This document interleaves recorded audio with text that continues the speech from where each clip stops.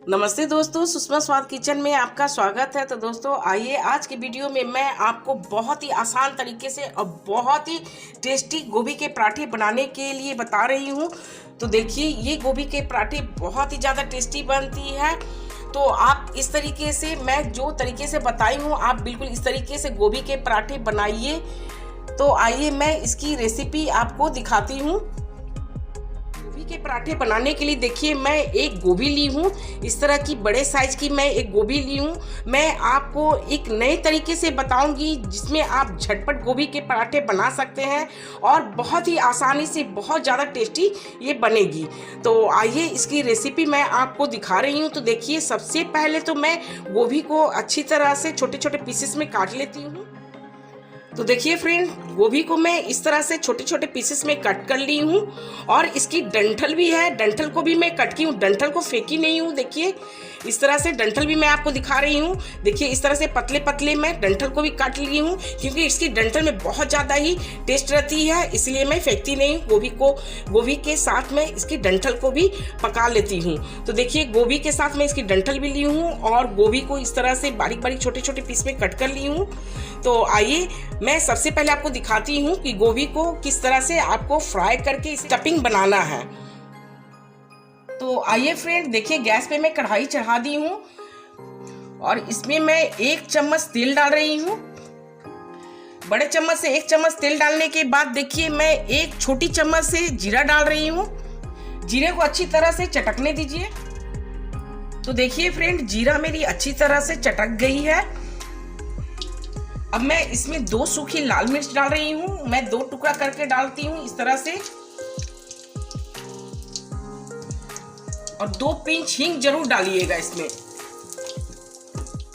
अब मैं गोभी को इस तरह से धीरे धीरे डाल दे रही हूँ। अब गोभी को 2 मिनट के लिए इसे अच्छी तरह से फ्राई कर लीजिए। तो देखिए फ्रेंड, गोभी को मैं 2 मिनट फ्राई कर ली हूँ। देखिए इस तरह से हल्की हल्की कलर भी चेंज हो जाएगी। अब मैं इसमें मसाले डाल रही हूँ। 1/2 चम्मच हल्दी पाउडर, 1/2 चम्मच लाल मिर्च पाउडर, 1 चम्मच धनिया पाउडर, 1/2 चम्मच जीरा पाउडर, 1/2 चम्मच गरम मसाला पाउडर, 1 चम्मच रोस्टेड कसूरी मेथी, नमक अपने स्वाद अनुसार, और 1 चम्मच लहसुन अदरक का पेस्ट। अब मैं सारे मसालों को डाल करके फ्राई कर लेती हूँ। मैं तब तक फ्राई करूँगी जब तक ये मसाले की कच्चापन फ्राई नहीं हो जाती है। मतलब ज़्यादा नहीं, आपको बहुत से बहुत 1 मिनट लगेगी इसे फ्राई करने में।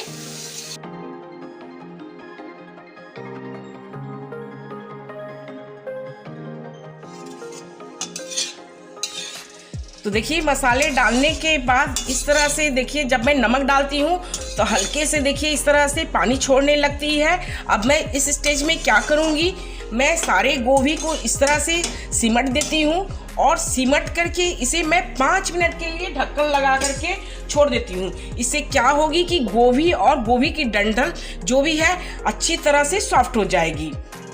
और गैस की फ्लेम मैं मीडियम करके छोड़ देती हूँ। तो फ्रेंड, मैं 2 मिनट बाद ही ढक्कन हटा करके एक बार उलट पलट इसे चला देती हूँ और इसे चेक भी कर लेती हूँ डंठल अच्छी तरह से सॉफ्ट हो रही है नहीं। अरे वाह, ये तो 2 मिनट में ही अच्छी सॉफ्ट हो गई है डंठल। मैं आपको 5 मिनट की टाइम दी थी, पर ये देखिए 2 मिनट में ही अच्छी तरह से सॉफ्ट हो गई है और मेरी गोभी भी बहुत अच्छी तरह से देखिए फ्राई हो गई है। मैं इसमें, जैसे कि आप नोटिस किए होंगे, मैं इसमें जरा भी 1 बूंद भी पानी नहीं डाली थी। इसमें से जो अपने आप पानी जो रिलीज होती है, वही पानी में ये गोभी देखिए अच्छी तरह से सॉफ्ट हो गई है। मैं एक इसकी डंठल को दिखा रही हूँ। देखिए डंठल भी देखिए कितनी अच्छी तरह से मैश हो रही है। अब मैं गैस की फ्लेम थोड़ी सी हाई कर दे रही हूँ और हाई करने के बाद मैं इसे अच्छी तरह से फ्राई कर लेती हूँ। और देखिए, इसमें मैं 2 आलू इस तरह से मैश करके रखी हूँ, मैं इसे डाल देती हूँ।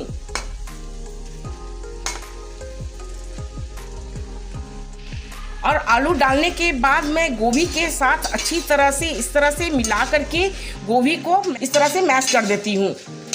अगर आपके पास मैशर है तो मैशर से भी मैश कर सकते हैं, बहुत जल्दी मैश हो जाएगी। तो देखिए मेरे पास मैसर है तो मैं मैसर से ही कर रही हूँ, या फिर आप कोई ग्लास कटोरी भी लेकर के कर सकते हैं। इस तरह से जरा मैश कर दीजिएगा तो आपको स्टफिंग भरने में दिक्कत नहीं होगी, बहुत ही इजीली आप स्टफिंग भर सकते हैं। तो देखिए फ्रेंड, गोभी और गोभी की डंठल बहुत अच्छी तरह से मैश हो गई है। देखिए मैं आपको सामने से दिखा रही हूँ कितनी अच्छी तरह से मैश हो गई है। अब मैं इसे हल्की सी फ्राई कर लेती हूँ। अब मैं इसमें भर करके हरी धनिया डाल देती हूँ। हरी धनिया जितना डालिएगा उतना ही ज़्यादा टेस्ट आती है इसमें, इसलिए मैं ज़्यादा मात्रा में हरी धनिया डाली हूँ।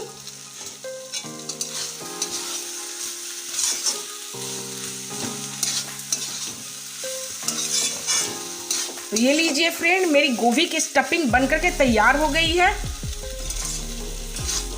अब मैं गैस को ऑफ कर देती हूँ और इसे ठंडा होने के लिए छोड़ देती हूँ। जब तक ये मेरी स्टफिंग ठंडा हो रही है तब तक मैं आटे लगा लेती हूँ पराठे की। तो गोभी के पराठे बनाने के लिए देखिए फ्रेंड, मैं 2 कप आटे ली हूँ। आप कोई भी कटोरी या मेजरमेंट या अपने घर के फैमिली के हिसाब से आप आटे लगा सकते हैं। तो देखिए मैं आटे में हाफ चम्मच अजवाइन ली हूँ और इसे इस तरह से हाथों से क्रश कर ली हूँ। क्रश करने से इसकी फ्लेवर पूरी की पूरी बहुत अच्छी आती है।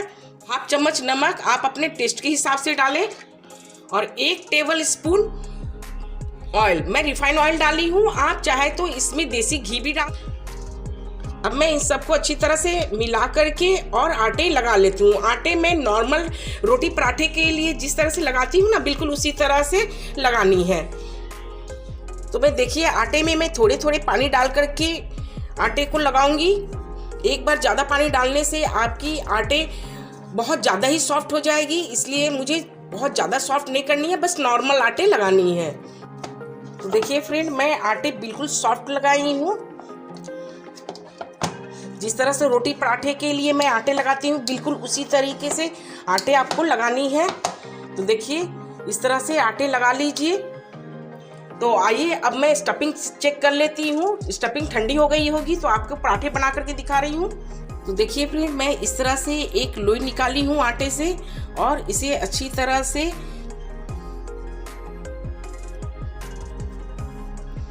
देखिए, इतनी बड़ी मैं जो स्टफिंग वाले पराठे बनाते हैं उस तरह से इस लोई ले लीजिए।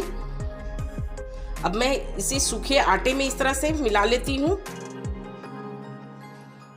और इस तरह से कटोरी के शेप दे दीजिए। देखिए इस तरह से कटोरी के शेप दे दी हूँ। अब मैं इसमें आपको जितनी स्टफिंग आती है उतना ही डालिए।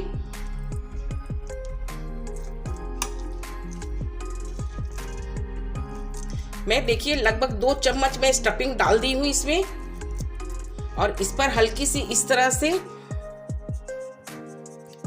सूखे आटे स्प्रिंकल कर दीजिए ताकि आपकी स्टफिंग बाहर नहीं निकलेगी इससे।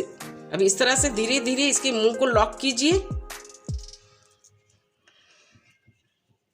तो इस तरह से देखिए मैं धीरे धीरे इसके मुंह को लॉक कर दी हूँ। ऊपर के बचे हुए आटे जो है ये मैं निकाल लेती हूँ।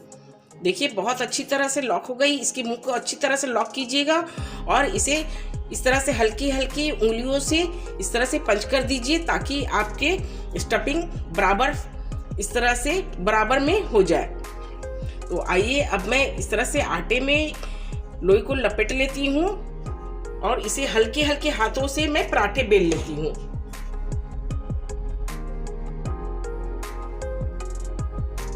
आप जब बेलन चलाएं तो जोर से इसे प्रेस ना करें, बस हल्के हल्के हाथों से इस तरह से घुमाते हुए प्रेस करें। तो आइए देखिए मेरी पराठे बेल लिए हैं। अब मैं इसे सेकने के लिए आपको दिखा रही हूँ। तो इस तरह से पराठे को मैं तवे पर रख दी हूँ। तो देखिए फ्रेंड, कुछ सेकंड बाद आप जैसे कि देखिएगा पराठे में एक छोटे छोटे बबल्स जैसे फूल रही है, तो आप इस तरह से पराठे को पलट दीजिए दूसरी ओर। अब दूसरी ओर अच्छी तरह से सिकने दीजिए। देखिए मेरी पराठे कितनी अच्छी फुली फुली बनी है।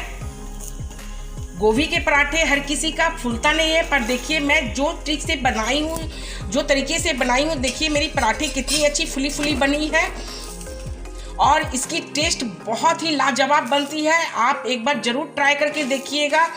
बहुत ज़्यादा ही पसंद आएगी और आप बार बार इस तरीके से बनाना चाहेंगे। तो आइए इसी तरह से मैं दूसरी पराठे भी सेक लेती हूँ।